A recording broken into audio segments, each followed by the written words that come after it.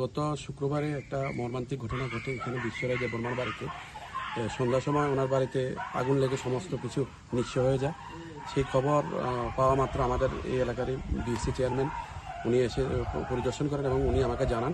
তো আজকে সময় পেয়ে আমি এখানে এসেছি এবং ওনাদের সঙ্গে কথা বললাম এবং সরকারি সমস্ত সুযোগ সুবিধা যেন পায় সেদিকে আমরা লক্ষ্য রাখবো এবং পাশাপাশি ওনার বড় জ্যেষ্ঠ কন্যার ওনার বিয়েও আছে সামনে, সেদিকেও আমরা দেখবো যে আমরা সমাজ এবং আমরা সবাই মিলে কীভাবে ওই বিয়েটা সম্পূর্ণ করতে পারি সুস্থভাবে।